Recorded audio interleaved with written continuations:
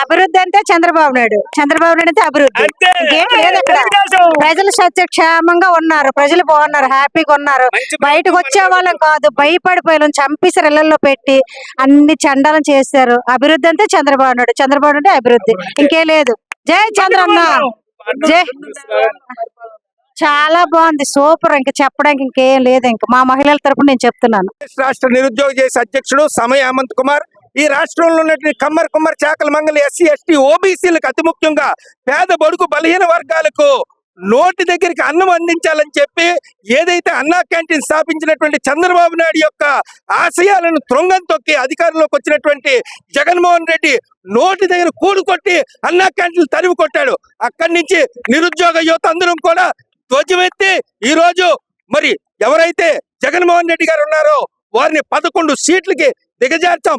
ఈ రోజుకి కూడా కృత్రిమ జేఏసీలు అంటూ మరి నిరుద్యోగులు నయవంచన చేయడానికి ఒక్క డిఎస్సి కూడా ఇవ్వకుండా మరి మెగా డిఎస్సి ఇచ్చినటువంటి నారా లోకేష్ బాబుని, చంద్రబాబు నాయుడు గారిని పూర్తిగా మరి ప్రజల మధ్యలోని వీళ్ళు తప్పుడు డిఎస్సి ఇచ్చారని చెప్పి తప్పుడు మాటలు చిత్రీకరిస్తూ ఈ రోజు జగన్మోహన్ రెడ్డి గారు ఏదైతే మరి తప్పుడు నిరుద్యోగ జేఏసీ అన్న కృత్రిమ జేఏసీతో ముందుకు వెళ్తున్నారు. దీన్ని నిరుద్యోగులు కానీ విద్యార్థులు కానీ నమ్మద్దు. మనకున్నటువంటిది ఒకే ఒక ఏపీ నిరుద్యోగ జేఏసీ, దానికి రాష్ట్ర అధ్యక్షుడిగా సమయ హేమంత్ కుమార్ గా కొనసాగుతున్నాం. ఎక్కడా కూడా ఏ ప్రభుత్వం వచ్చినా సరే మనం ఎప్పుడు కూడా దేనికి కాంప్రమైజ్ అవ్వలేదు. ఆ రోజు పంచాయతీ రాజ్ లోని మరి లోకేష్ గారు సాక్షాత్తుగా మంత్రిగా ఉంటుండగా ప్రైవేటీకరణ చేస్తామంటే భారీ ఎత్తున రాష్ట్ర వ్యాప్తంగా మనమే ఉద్యమం చేశాం. జీవో నెంబర్ 38 తెచ్చారు, మనం ఒప్పుకోలేదు. మళ్ళీ జీవో నెంబర్ 39 తెచ్చినా మనం ఒప్పుకోలేదు. చివరాఖరికి ప్రజల్లోని వ్యతిరేకత ఉన్నదని నమ్మి దాన్ని ప్రభుత్వం చేతే నింపిన లోకేష్ గారికి సెల్యూట్ చేస్తున్నాం. అదే విధంగా చంద్రబాబు నాయుడు గారు 622, 623 జీవోలు గ్రూప్ 2 డిస్క్రిప్టివ్ విధానంగా తీస్తే దాన్ని కూడా మనం వ్యతిరేకించాం. దాన్ని మళ్ళీ ఆబ్జెక్టివ్ విధానంగానే కొనసాగం చేసినట్టు చంద్రబాబు నాయుడు గారికి సెల్యూట్ చేస్తున్నాం. మరి డిఎస్సి ఉద్యోగ వయో పరిమితి 44 సంవత్సరాలకు పెంచాలి సార్ అని చెప్పి రోడ్డు మీద ఆయన కారుని అడ్డుకున్నప్పటికీ కూడా ఏ రకమైన కేసు నా మీద పెట్టకుండా హేమంత్ చేస్తామని చెప్పి అప్పుడున్నటువంటి విద్యాశాఖ మంత్రి మరి గంటా శ్రీనివాసరావు గారికి చెప్పి డిఎస్సి ఉద్యోగ వయో పరిమితి జనరల్ అభ్యర్థులకి 44 సంవత్సరాలకి పెంచినటువంటి ఘనత చంద్రబాబు నాయుడు గారు దాన్ని తెలియజేస్తూ ఈ రోజు డిఎస్సిలో ఉన్నటువంటి ఏవైతే అభ్యంతరాలు నిజంగా ఉండుంటే అవి అభ్యర్థులు అడగాలి తప్ప వైసీపీ ఎమ్మెల్సీలు ఎమ్మెల్యేలు కోర్టులకు వెళ్లాల్సిన అవసరం లేదని చెప్పి కోర్టే నేరుగా మొట్టికాయలు వేసినటువంటి పరిస్థితి ఉన్నప్పటికీ కూడా ఈ రోజు వైసీపీ శ్రేణులు ఇది పూర్తిగా వాళ్ళ చేతిలో పెట్టుకొని ఈ యొక్క కృత్రిమ జేఏసీని పెట్టి పాత జేఏసీ ఇది ఒకటే అని చెప్పి ముందుకెళ్తున్న విషయాన్ని ఖండిస్తూ నిరుద్యోగులు కానీ విద్యార్థులు కానీ ఈ యొక్క వైసీపీ ఉచ్చులో పడకండి.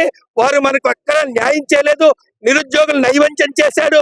ఉపాధ్యాయుల్ని చికెన్, మటన్, ఫిష్ టాయిలెట్ల దగ్గర కాపరాలు పెట్టినటువంటి మరి జగన్మోహన్ రెడ్డి వెంట ఏ నిరుద్యోగ కానీ విద్యార్థి కానీ దయచేసి నమ్మి వెళ్ళొద్దని చెప్పి హెచ్చరిస్తూ ఆంధ్రప్రదేశ్ రాష్ట్ర నిరుద్యోగ జేఏసీ అధ్యక్షుడు సమయ హేమంత్ కుమార్ గా డిఎస్సి పారదర్శపూర్వకంగా జరిగింది.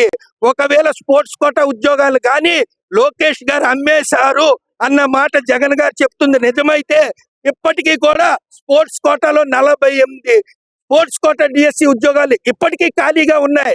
అవి ఎందుకు ఖాళీగా ఉంటాయని చెప్పి ఈ రోజు వైసీపీ శ్రేణులు ప్రశ్నిస్తున్నాం.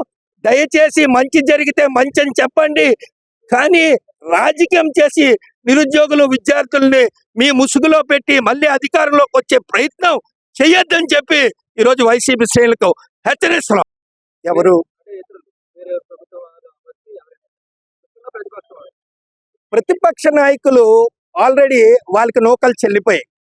ఎందుకంటే వారు గత 5 సంవత్సరాల్లో ఒక్క డిఎస్సి ఇచ్చిన పాపానికి పోలేదు. పోలీస్ కానిస్టేబుల్ రిక్రూట్మెంట్ 2023 జనవరి 22 నిర్వహించారు. దాని యొక్క తదుపరి పరీక్షలు ఏవైతే ఫిజికల్ ఈవెంట్స్ కానీ రాత పరీక్షలు కానీ నిర్వహించకుండా గాలికి విడిచిపెట్టి జగన్మోహన్ రెడ్డి గారు మరి అధోగతి పాలైపోయినటువంటి పరిస్థితి. మరి లైబ్రరీ సైన్స్ అయితే అసలు నోటిఫికేషన్ ఇవ్వలేదు. గ్రూప్ 1 చూస్తే 3 సార్లు మూలాంకనం చేశాడు. ఏదైనా ప్రశ్నపత్రం 3 సార్లు కరెక్షన్ చేస్తారా? ఫస్ట్ టైం కరెక్షన్ చేసిన అభ్యర్థులు రెండో పేపర్లో సెలెక్ట్ అవ్వలేదు. రెండోసారి సెలెక్ట్ అయిన అభ్యర్థులు మూడో పేపర్లో సెలెక్ట్ అవ్వలేదు. అంటే పూర్తిగా అవకతవకలు, పూర్తిగా బోగస్ జరిగినటువంటి ఈ యొక్క నిర్వాహకం మీద నిరుద్యోగులు ధ్వజమెత్తి ఈ యొక్క కూటమి ప్రభుత్వాన్ని నెత్తిన పెట్టుకోవడానికి కారణం జగన్మోహన్ రెడ్డి చేసినటువంటి నిర్లక్ష్యం అని తెలియజేస్తూ, ఒక్క డిఎస్సి కూడా ఇవ్వకపోవడం వల్ల జగన్మోహన్ రెడ్డి నిరుద్యోగ యువతకి ఉద్యోగ వయో పరిమితి కూడా కోల్పోయిన స్థితికి దిగజారినటువంటి పరిస్థితి. నమస్కారం అండి. నా పేరు శాంతి సుందరి, వైజాగ్ అండి. ఒక ఐటీ మంత్రిగా గాని, ఒక విద్యాశాఖ మంత్రిగా గాని ఆయనకి నూటికి 10% కూడా ఆయన మంత్రిగా ఆయన పనులన్నీ చేస్తున్నారు. మెగా డిఎస్సిని గత 5 ఏళ్ల నుంచి విద్యార్థులందరూ చదువుకొని చేతిలోని సర్టిఫికెట్లు పట్టుకొని తిరగడమే జరిగింది, కానీ విద్యార్థులు ఎవరు ఒక్క ఉద్యోగం వచ్చేదైతే లేదు. ఏదైతే మన కూటమి ప్రభుత్వం వచ్చిందో, లోకేష్ గారు విద్యాశాఖ మంత్రిగా వచ్చిన తర్వాత డిఎస్సి, మెగా డిఎస్సిని చాలా గ్రేట్ గా ఓపెనింగ్ చేశారు. అలాగే మన పిల్లలందరూ చదువుకొని హైదరాబాద్, చెన్నై, బెంగళూరు వెళ్తుంటే ఇక్కడ మన ఆంధ్ర పేరెంట్స్ తాలూకా బాధల్ని చూసి మన చంద్రబాబు నాయుడు గారు ఎన్నో కంపెనీల్ని మన వైజాగ్ కి తీసుకురావడం చాలా ఆనందనీయం.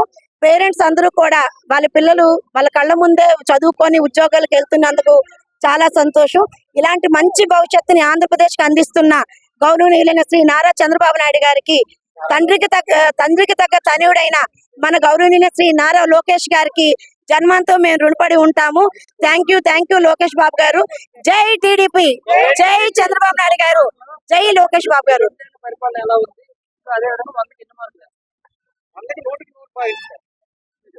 5 ఏళ్ల గత ప్రభుత్వం చేసిన పరిపాలన అట్టడుక్కి వెళ్ళిపోయిందండి. దాన్ని ఎంతటి మేధావులైనా తీసుకురావాలంటే చాలా కష్టం. అది ఒక్క మన చంద్రబాబు నాయుడు గారికే సాధ్యం జరిగింది. ఈ 2 ఏళ్లలో 20 ఏళ్ళకి అట్టడికి వెళ్ళిపోయిన మన ఆంధ్రప్రదేశ్ ని మళ్ళీ పైకి లేపి మన ఆగస్టు 1వ తారీఖున కూడా మొత్తం ఓవరాల్ ప్రపంచమే ఇటువైపు చూసేటట్టుగా మన ఇంటర్నేషనల్ గ్రీన్ ఫీల్డ్ ఎయిర్పోర్ట్ ను కూడా ఓపెన్ చేయడం జరిగింది. అలాగే చాలా కొత్త ఐటీ సెక్టార్లన్నీ కూడా మన వైజాగ్ తీసుకురావడం అన్నది, ఆంధ్రప్రదేశ్ లో వైజాగ్ అంటే ఒక గొప్ప సిటీ, బ్యూటిఫుల్ సిటీ. ఇలాంటి సిటీకి ఇంకా అందాన్ని వన్నెలు తెచ్చిన మన ఐటీ సెక్టర్ అన్ని తీసుకురావడం కూడా చాలా ఆనందంగా, మేము వైజాగ్ ప్రజలందరూ చాలా ఆనందంగా ఉన్నామండి. థ్యాంక్ యూ లోకేష్ బాబు గారు అండ్ చంద్రబాబు నాయుడు గారు. ప్రజలకి తెలుసు, మీకు తెలుసు, గత 5 ఏళ్లలో ఆ యొక్క ప్రభుత్వము, గొడ్డల పార్టీ ప్రభుత్వము సంక్షేమాన్ని అభివృద్ధి తీసుకెళ్లి గాడిలో పెట్టకుండా సముద్రం ముడిగేసింది. కానీ మా ప్రభుత్వం, కూటమి ప్రభుత్వము, మోడీ గారి సౌజన్యంతో, చంద్రబాబు గారి విజన్తో, పవన్ కళ్యాణ్ గారి సహకారంతో అభివృద్ధిని కానీ, సంక్షేమం కానీ, పేదల పక్షపాతి పార్టీ ఏమైనా ఉందంటే ఒక తెలుగుదేశం పార్టీ, కూటమి ప్రభుత్వం. ఈ కూటమి ప్రభుత్వంలోని అన్ని రంగాలలో ఈ యొక్క 2 సంవత్సరాల్లోని ఈ భారతదేశంలోనే ఆంధ్రప్రదేశ్ అనే ఒక ప్రాంతాన్ని, ఒక ప్రదేశాన్ని ముందు తీసుకెళ్లి ఒక చిత్రపటాన్ని, ఒక ఆంధ్రప్రదేశ్ మణిహారాన్ని తయారు చేసిన ఘనత ఎవరికైనా దక్కుతుందంటే ఒక చంద్రబాబు నాయుడు గారికి దొరుకుతుంది. అలాగే నారా చంద్రబాబు నాయుడుతో పాటు వారి మేధస్సు, తేజస్సు పుణికిపుచ్చుకొని తండ్రి తాలూకు అవలక్షణాలు పుట్టిన మహోన్నతమైన వ్యక్తి నారా లోకేష్ గారి నాయకులు. వారు దేశ విదేశాలు తిరిగి మొత్తం ఏదైతే ఐటీ రంగాన్ని మొత్తం తీసుకొచ్చి ఆంధ్రప్రదేశ్లో నెలకొల్పి దానికి విశాఖలోనే ఐటీ హబ్గా తీర్చిదిద్ది, ఎవరైతే బీటెక్, ఎంబీఏ, దాంతోపాటు ఎవరైతే సాంకేతిక నిరుద్యోగులు ఉన్నారో వారందరికీ ఉపాధి కల్పించే వ్యూహంలోనే నారా చంద్రబాబు నాయుడు గారు మరియు నారా లోకేష్ బాబు గారు కంకణం కట్టుకొని ఈ యొక్క అభివృద్ధిని ముందుకు తీసుకెళ్లి అందరికీ ఉపాధి కల్పించేలా పాటుపడుతున్నారు. ఇది చెప్పడంలో అతిశయోక్తి, ఎటువంటి సందేహం లేదని చెప్పి అంతర్ముఖంగా చెప్తున్నాం. ఈ రోజు ఈ అకాడమీ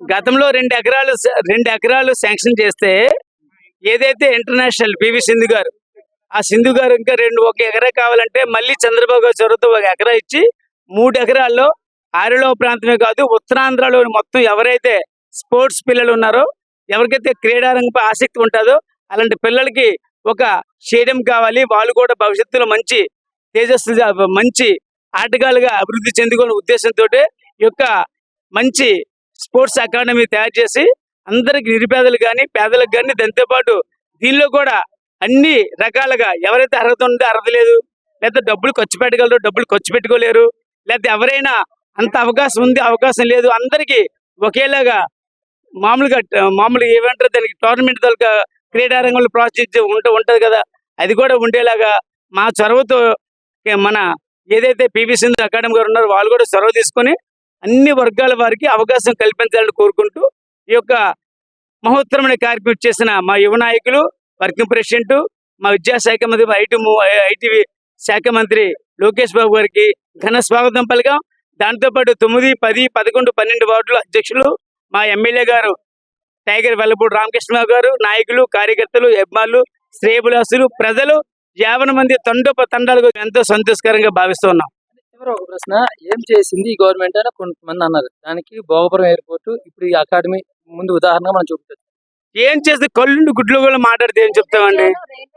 అసలు 2300 ఎకరాల భోగాపురంలోని Alluri Sitaraman international airport open చేసి నిన్న దానిలో 13,700 ట్రైబల్ పిల్లలతోటి దింసా నృత్యం ఏర్పాటు చేసి ప్రధానమంత్రి ఆహ్వానించి, ప్రధానమంత్రికి అంగరైవకి ఎప్పుడు ఏ రాష్ట్రంలో కూడా లేదు, అతనికి అంత ఘన స్వాగతం పలిగా ఏర్పాట్లు చేశారు.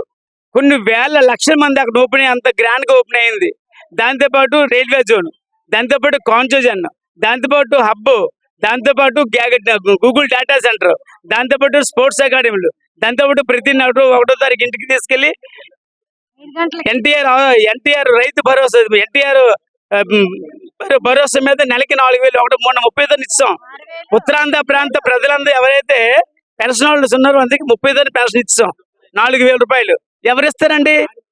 అలాగే అభివృద్ధి, సంక్షేమం జోడుదుల బండ్లో ముందు చూసుకెళ్ళిపోతున్నాయి. కళ్ళుండి కబోతులో మాట్లాడితే మేము ఏం చేయలేం.